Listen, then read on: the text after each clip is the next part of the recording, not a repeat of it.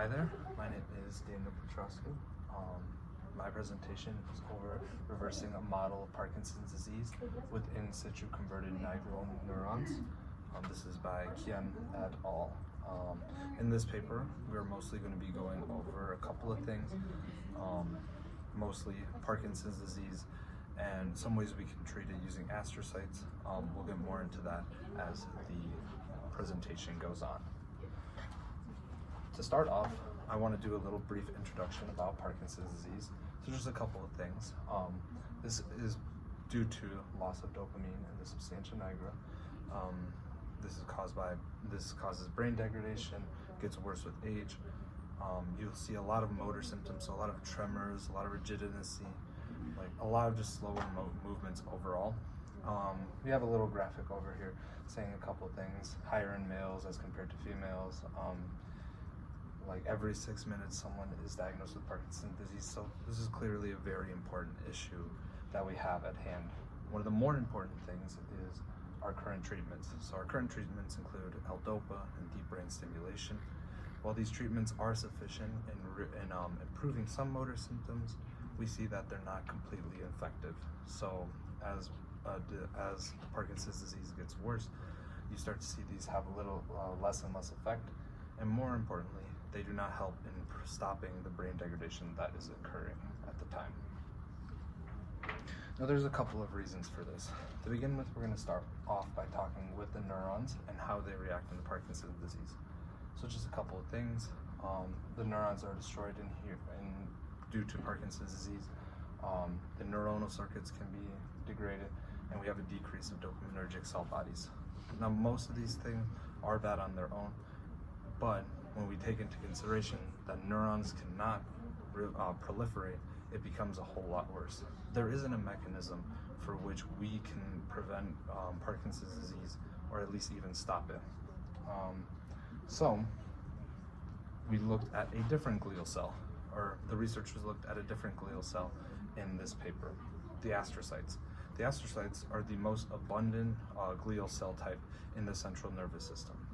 A couple of other things that we just learned in class: important for the tripartite synapse, providing nutrients to the blood-brain barrier, and alongside being the most abundant cell in the brain, there's also a very important quality that they have, and that is that they can proliferate. So why is this important in the first place? Well, one could beg the question, can astrocytes be used to rebuild our circuitry? If astrocytes have a high capacity to proliferate, while neurons cannot, can we somehow rebuild the circuitry using astrocytes? The group to do this was Kian et al., and this is their findings on this subject. So, to start off, we have to talk about the reason why this research is taking place in the first place. Regeneration of neurons in the central nervous system has been a long topic, an important topic that researchers have discussed for a while now.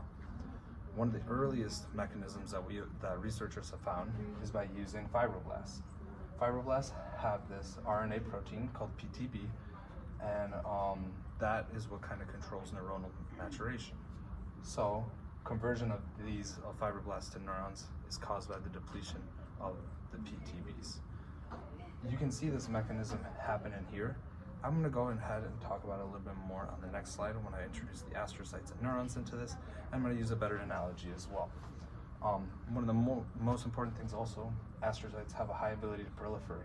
So if there was some kind of way that researchers can have astrocytes get rid of this PTB, then there could be better means to help treat Parkinson's disease. So let's talk about the circuit. This circuit is actually found in astrocytes as well. So there's a couple things we can do with this. The first thing we need to do is look at the mechanism at its whole. So there's a couple of different genes a couple different proteins and genes that are important for this.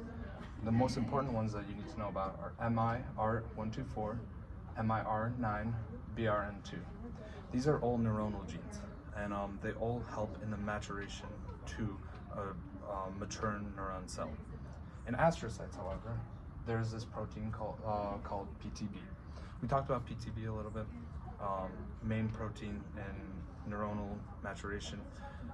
The important thing with this is that PTB will actually will inhibit our pathway of MIR124. What this causes is that it causes a rest protein to be activated. The rest protein inhibits neuronal genes, so it'll go back and inhibit MIR124, causing some kind of a negative feedback loop. The other important thing is that PTB induces its own little subset protein called NPTB. These will inhibit your MIR9 and BRN2, so preventing the neuronal genes from going any further anyways. To make this a little bit easier, I'm going to use kind of like a security guard example. I kind of have it written out, so let me see if I can pull this along here. Might be a little tough to see. Let me try to grab it this way a bit more. Move it along over here. So we have a normal cell. This is a developing cell, and it has two ways it can go. It can go into either the neuron box or the astrocyte box. If, let's say, this cell meets up with PTB, then it will be forced into an astrocyte box where it will express NPTB and rest only. On the other hand, if it does not meet up with the PTB, it will go into the neuron box and fulfilling the MIR124, MIR9, and BRN2 genes, which means it will become a fully developed neuron. And just a little help with that. So PTB kind of acts like a little security guard in this case.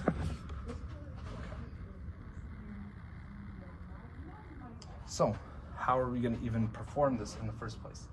Well, we will be using an adeno-associated virus, or an AAV, with a short hair RNA for PTB.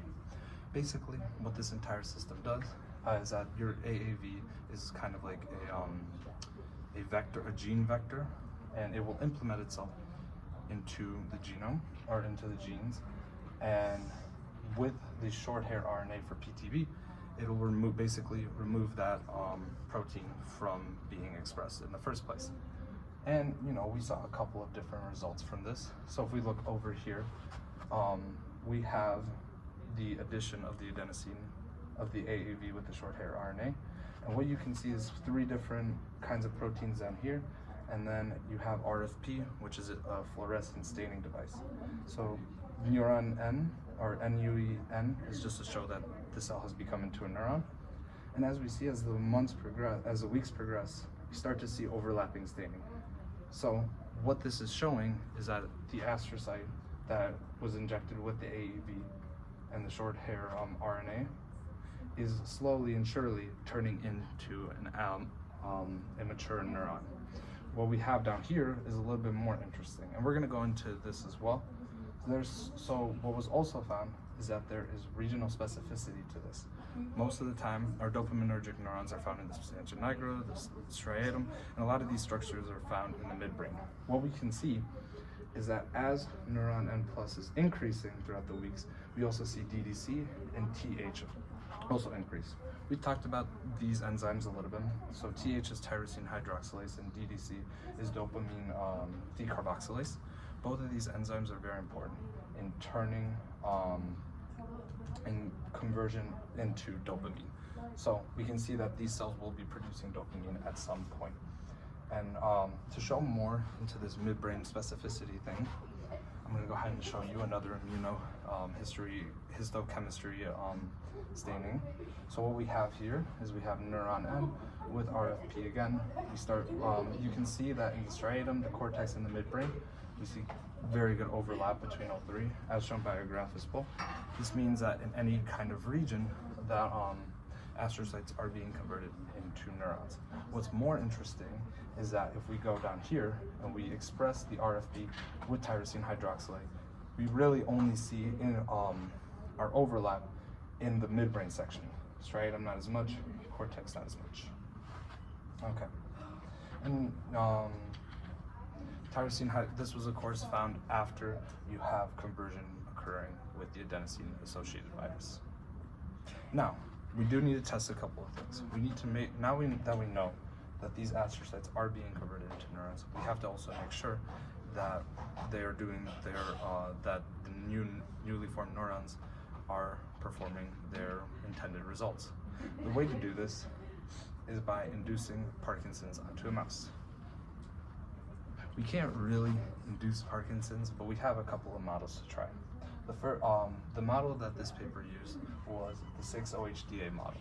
This is also known as a 6-hydroxydopamine model. In this model, you're going to be, for the researchers, what they did in this paper is they injected 6-hydroxydopamine into one of the hemispheres of the brain. They injected it either into the striatum or the substantia nigra, and what this would cause is a loss of dopaminergic cell bodies in these areas. This also caused some motor symptom loss as well, but that's normally what we expect to see in the Parkinson's disease patients. We're going to go into a little bit more about why this model is not perfect in the limitation sections of this paper, but just know that this is the main model we use. I also want to bring up the timeline of this experiment. So these mice, before they were even injected with the adenosine, with the AAV, 1 month prior to that, they were given the lesion, the 6-OHDA lesion. What you'll see in the next slide is showing a little bit of some staining, showing 1 month into, or I believe it's 3 months into the process of what kind of neurons are there and what is being produced in those parts. What we're going to follow along with, after a month after the 6-OHDA lesion, you have an injection of your adenosine-associated virus, as well as a behavioral test. Then 2 months after, another behavioral test. 3 months after, another behavioral test, alongside as quantifying our cell bodies, and then in 5 months, behavioral tests and quantifying the different fibers that are coming off the neurons. So this is just to give you a little prelude of what we're about to see. What we are starting to see is we are going to see the different staining that was involved after administration of the 6-hydroxydopamine lesion. So just to help out a little bit, tyrosine hydroxylase, GFAP is I believe a protein that is commonly found in astrocytes. DAPI and RFP are both your fluorescent stainings, and that is about it for there. What we can see to start off with, we looked at the researchers looked at the midbrain, and this was 1 month after our lesion occurred. What we can see is that there are no dopaminergic neurons whatsoever. Like maybe a little bit here, but not really anything. The blue is just to show the green is showing dopaminergic neurons, while the blue is just showing a marker for the brain. What we can also see is that a lot of these, so for our intact cells, you can see a lot of tyrosine hydroxylase, showing that in our intact brain, which remember I said that the 6-OHDA lesion is only in one hemisphere of the brain, while the other is the intact one. There's a lot of tyrosine hydroxylase showing dopamine is going to be produced, while there's a lot of GFAP in the lesion side showing that these are going to turn into astrocytes, or there's more astrocytes in dopaminergic cell bodies. From there, we also added our short hair RNA here, and what you can see is that you have some green here to show tyrosine hydroxylase. You can see that there is a good amount in the intact substantia nigra.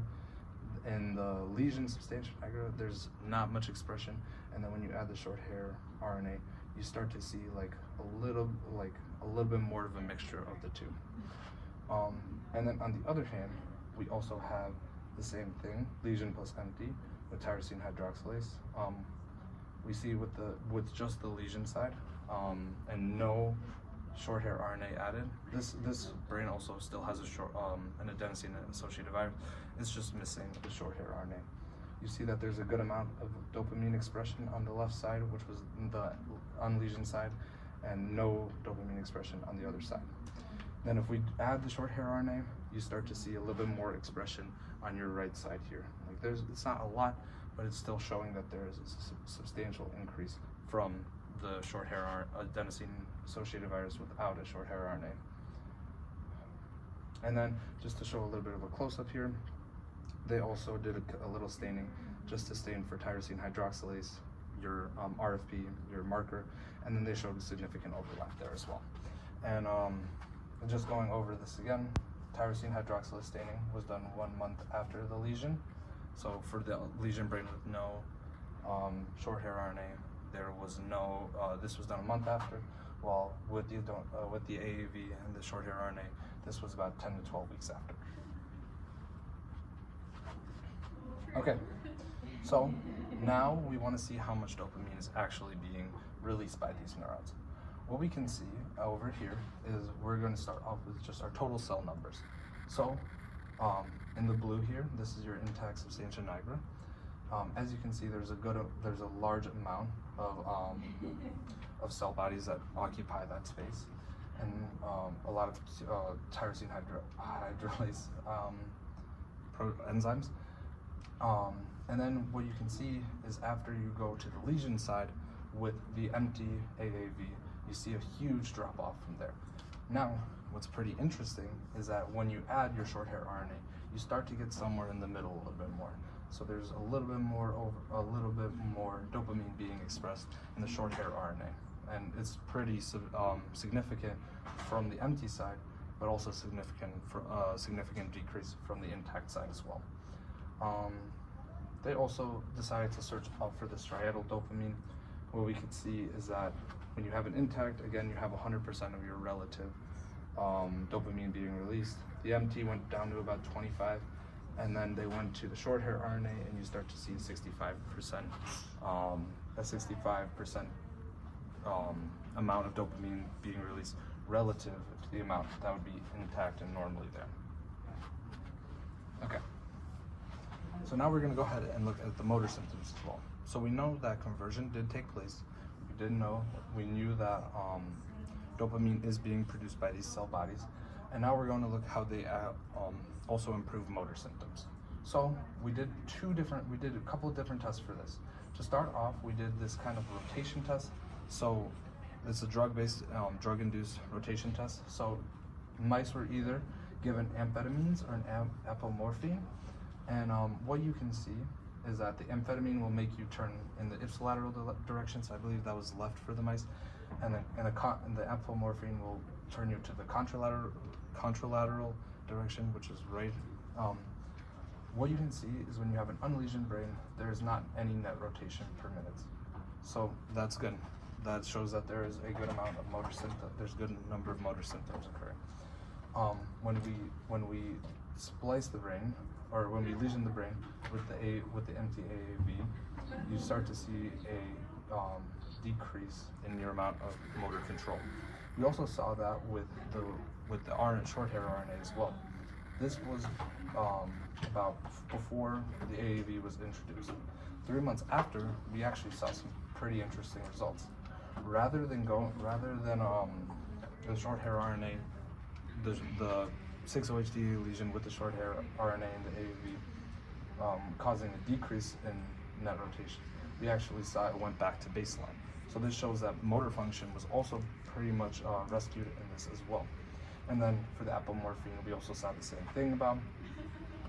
What's most important about this is over here, this was kind of the same test, but we start to see as time goes on, this AAV with the short hair RNA is causing a gigantic effect. It's going all the way down back to baseline where your unlesioned mice would have been.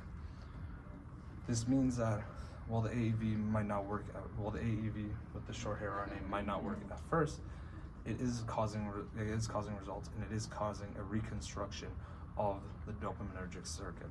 So, in conclusion, we can see that the reconstruction of circuit can work. The reason I say can is because we saw that motor symptoms were fully rescued, while the dopamine levels were recovered to only an extent.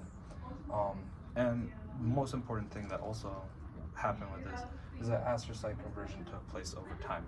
So as time progresses, we know that the biggest problem with Parkinson's is that you can't really stop it. This shows that maybe researchers can kind of combat this in human models as well. There were some limitations, however. So of course, it's not completely safe to inject these AAVs in human. There's just a couple of differences. Of course, mice are different than humans, so they're expressing different proteins. We also saw that this research group did not test really well for age in conjunction with disease, which Parkinson's age is kind of a big factor in Parkinson's disease.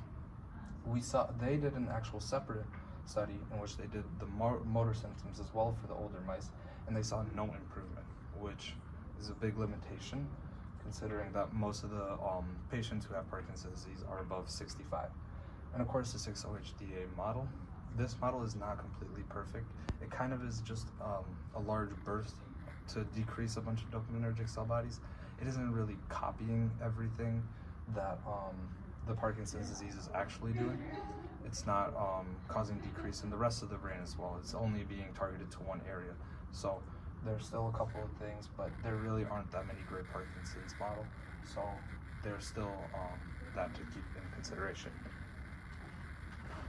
As where we can go in the future, astrocyte conversion could maybe be used in other diseases that cause degeneration. So maybe some Alzheimer's, Huntington's would be another one. It would be important to note that we can maybe use this kind of therapy to test in other mice. We could also test for other areas of the brain outside the substantia nigra to impact these findings. Of course, most of the dopaminergic cell bodies are found in that one specific area, as we saw from the previous study, but there might be some more areas that could cause an impact over here. And then we could also ask about other glial cells as well to be used for conversion. Of course, astrocytes are the most abundant, proliferate the most, but maybe microglia can change some things up as well. Maybe some of your oligodendrocytes. So we have, so researchers are definitely going to keep that in consideration. These were my references I used for the paper. If there's any questions, please let me know.